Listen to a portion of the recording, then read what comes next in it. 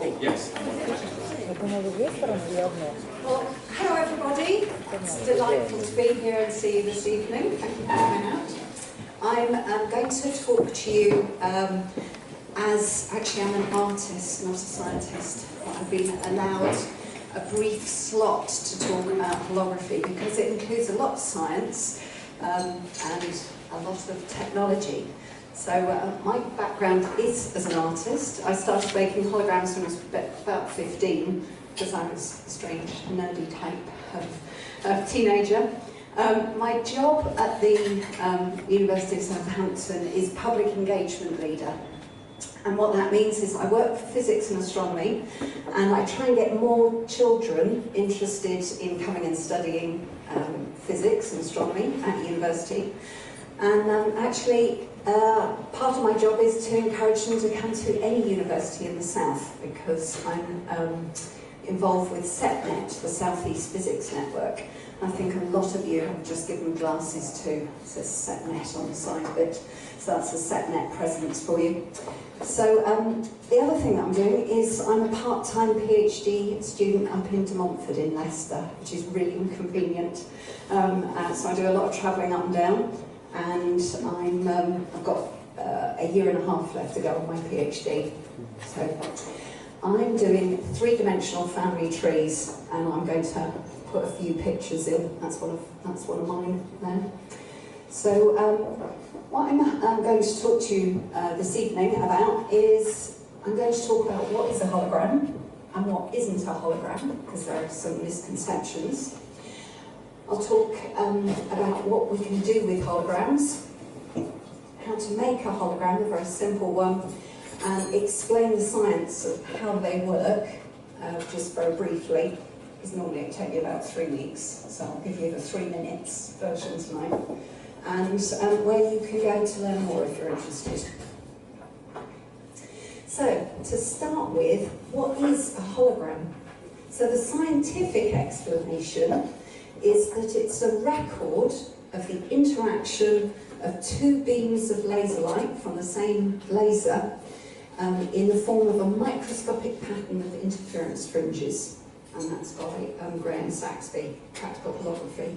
So in order to make a hologram, just to explain what that means, you need a laser, and there's laser light. You need a holographic plate or film that's coated with an emulsion that's light sensitive, and then an object. So that's what you need to make a hologram. So we'll talk further about the science bit, but that's overall what a hologram is. But in case that meant nothing to you, I'm going to make it a bit more personal. Could you get your wallets out, please? Your wallets and your purses, because you're probably all carrying holograms about. So let's have a look.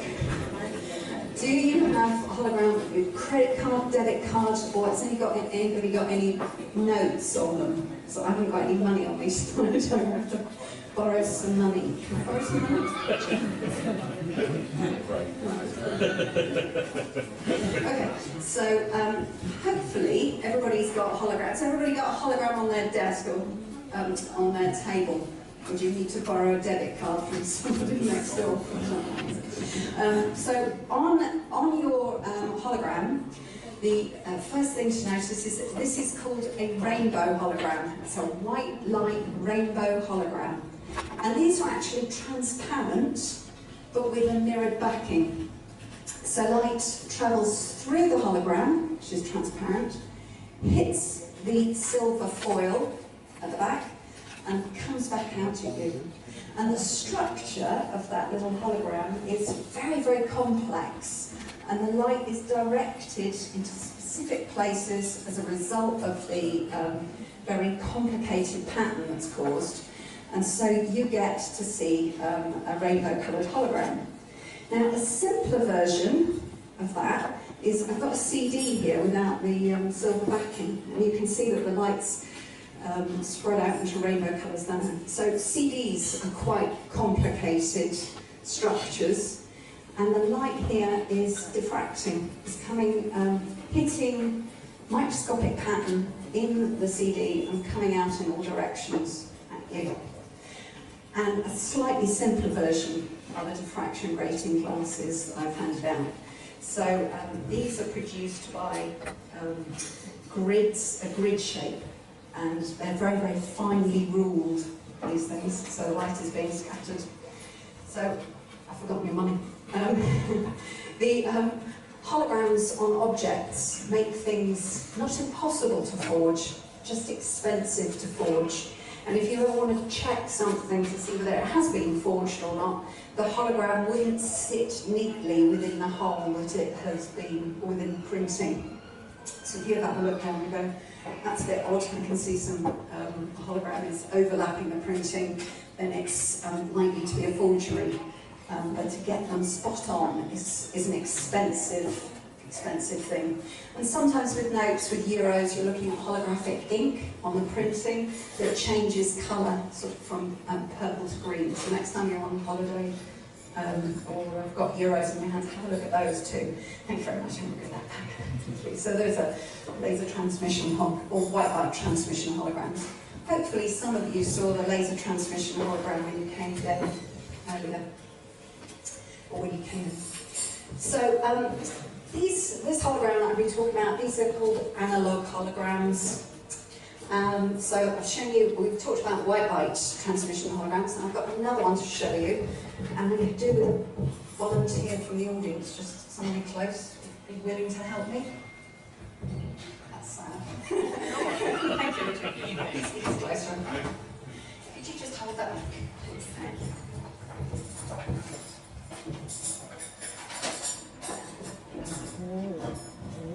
So what I'm going to try and do is show you a hologram which needs to be shown at a particular angle. Don't stand too close to that, actually I'm going to hand it back to you. And shout. Right. If you can see this, my green friend, put your hand up and then I'll know where I'm facing. Right, okay, so we see down there? See down there? Okay. Alright, okay, so thank you. So, thank you very much. So we've got quite a wide angle of view there. This is a hologram, a pulse portrait made of a friend of mine. One of mine from the 1990s, very old technology. And it was made with a ruby pulse laser, which was the first type of laser that was ever invented. Went off at a flash, 9 nanoseconds, really, really quickly, before he could blink even. So the safety was very important in this. That's an example of an analog hologram. Q, if you'd like to take a seat, that's what we do. That's an example of holographic portraiture. Now, if you like your own portrait done, if you pop over to Lithuania, it costs about £750. But there's one place you can have it done in Europe at the moment. Who knew that Lithuania would be the centre of holographic portraiture? Now, so I've just said that this was 1990s technology. So cutting-edge technology, cutting-edge applications here. This is full-colour holography, made with 3 different lasers. And these are actually holograms of Fabergé eggs, but they look so realistic that you'd think it was the eggs rather than holograms. And these are designed to sort of replace the need to send expensive items overseas. So these holograms are being exhibited in Moscow at the moment, and one of my holograms is in this show in Moscow. And this is Andreas, who's a Greek holographer who's produced those fabulous holograms. But that's a result of sort of cutting-edge technologies and a change to be able to do full colour from single colour in the last 10-15 years. So there's another type of holography. There's animated holography, and I've got one here to show you, but unfortunately it was dropped the other day by a student. So it's going to be more difficult to show you, so it's got a big crack in it. Right, could you again put your hand up? Right. Now, as I move it, something odd will be happening. Anybody see this? She looks as though she's waving. She's not actually waving. She's doing something else. Yes, she's doing sign language. This is a master's project which was hologram worked well from 24 photographs of someone doing sign language, but it was a bit of a fail, unfortunately, on the research front. The idea was to do, can we do a dictionary of sign language? So the idea would be you look in a book, you see the movement, you go to copy it, easier than a video, we thought. But we didn't take into account something that I'm using in my research now, which is called temporal incoherence. That means as she moves from left to right, you see her say, learning signing. As you move from right to left, she does it backwards. And this is no help at all if you're trying to learn sign language. Now, the most amusing problem I've ever heard about was a very large hologram produced for a trade fair, an exhibition, by a noodles company in Japan. And they went from left to right, an attractive woman ate noodles and smiled.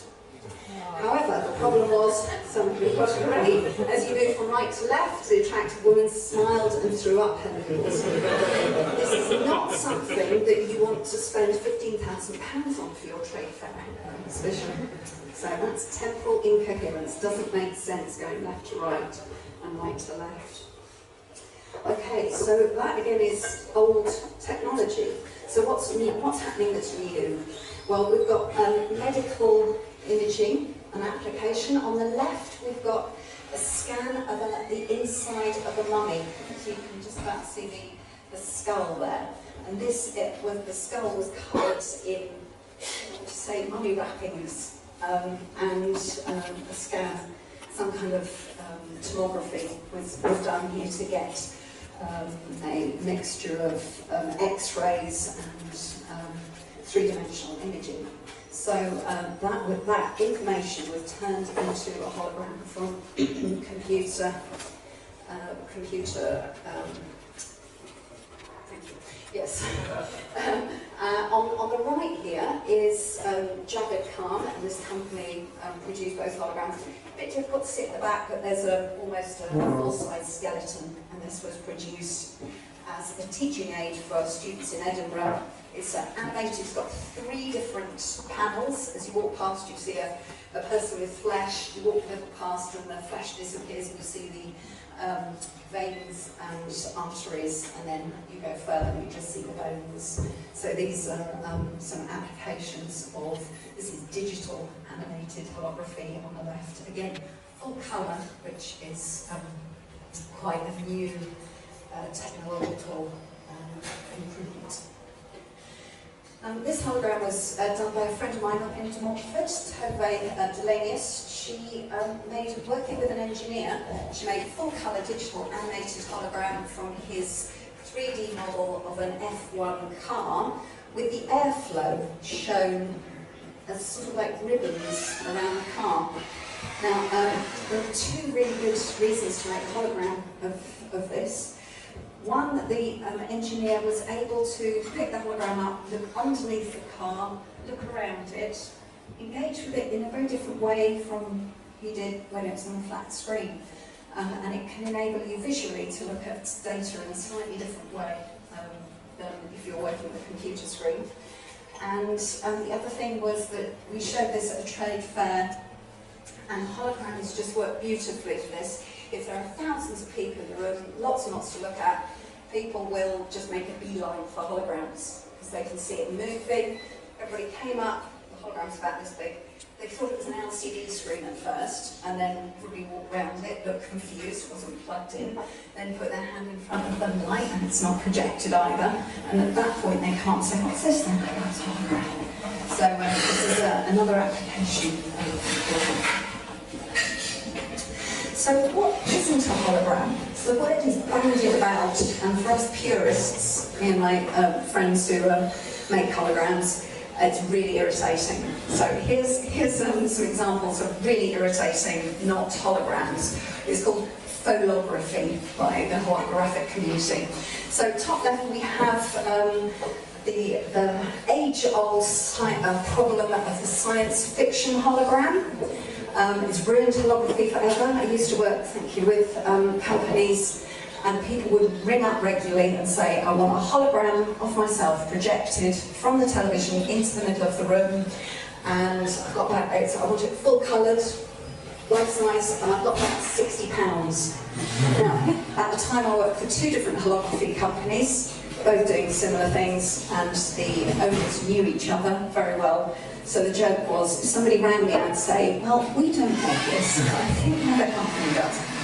And then I'd perhaps talk to the other people and they rang again in the other company. But anyway, so that's Princess Leia. The problem with holography is the same problem as with the lightsaber.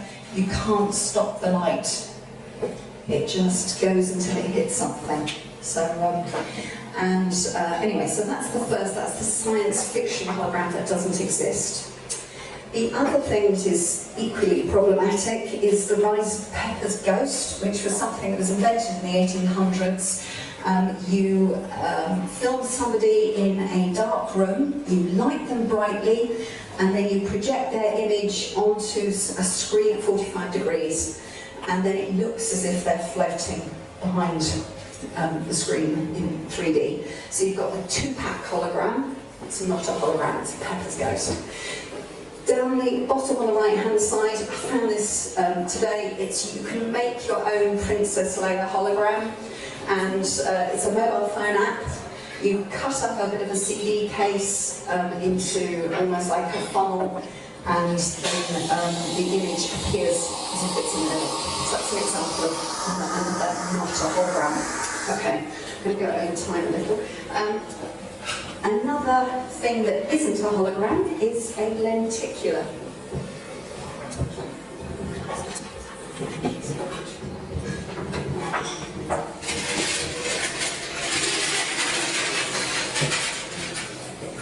So this is an example of a lenticular animated one, and it's an image of the moment that the Higgs boson was created. And the film footage I got from CERN, and one of the scientists working with CMS data sent me in this direction to get this data. So right in the middle is the particle collision, and that's an example of a lenticular.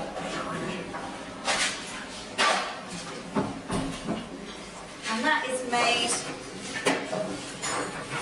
with lenses, and if you squish up an image that you're working with, put a lens over the top, then you end up with something that looks as though it's animated and in 3D, looks like there's depth in there. I'll hand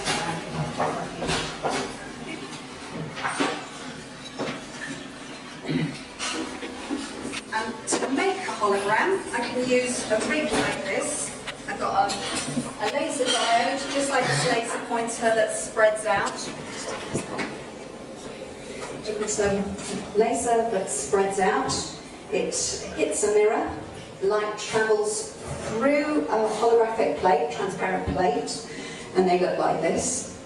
That's a holographic plate that hasn't been exposed.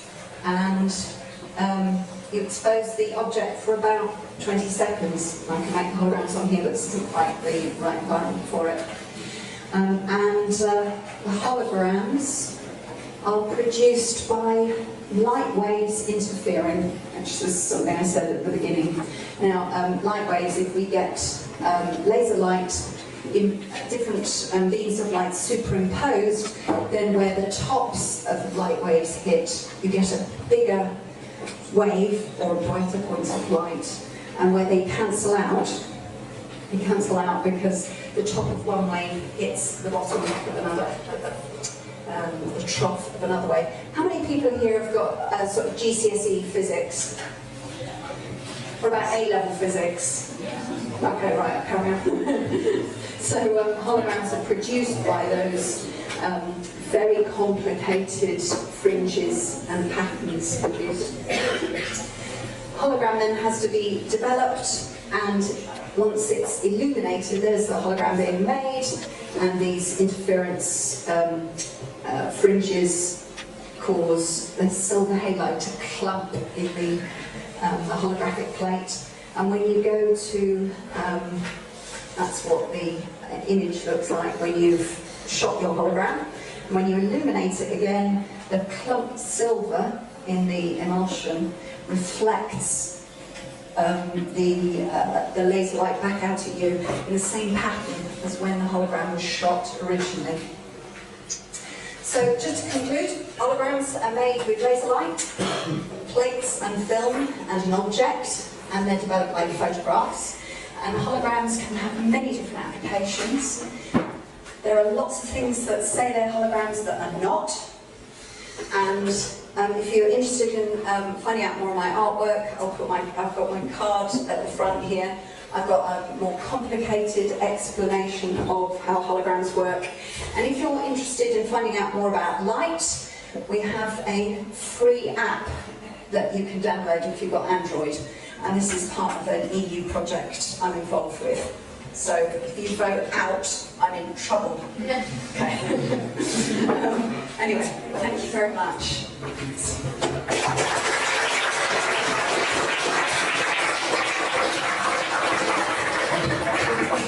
So that was really interesting. I know very little about holograms, and now I know some more. Does anyone have any questions for Pearl? Anyone? You mentioned that silver is involved, so is it costly to make hologram? How much it costs? But it's expensive, did you say? Yes, yes. These little holographic plates I tend to make with school kids. They cost about £4 each, Okay. including the materials that chemicals that we make. If you make bigger holograms, they get very expensive.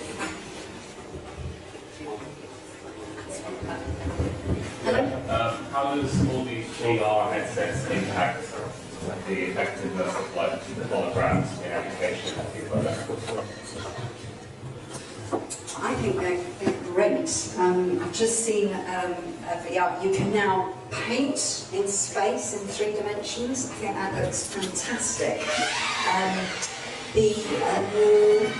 don't know whether it will impact, how it will impact holography. People will just use the word hologram to describe the virtual reality, probably. But it's all good. I do love any 3-dimensional imaging.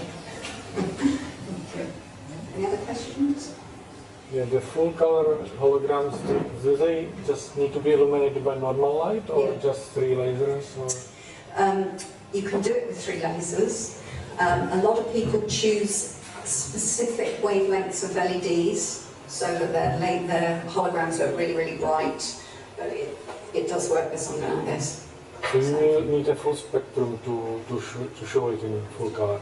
No, you can just have the 3 lasers. It isn't 100% full colour because it's only a 3 laser combination. It's a bit of an art form to get the whites whites and the blues in full colour holograms. So, yeah. Any other questions? No? Are they ever used in scientific posters with holograms? Did everybody hear that? Are they ever used in scientific posters? Not that I know of, but we've used lenticulars in scientific posters. If somebody has got a time-based data, they need to show a progression, then holographies are really good. You can have a little 8x10 lenticular on your poster, and that saves you from having to have a whole load of photos that show change over time. Diachronic photos, yeah. Any other questions? No? Okay, thank you very much. Thank you very much. Okay, we're going to take a short break for about 15 minutes before next talk.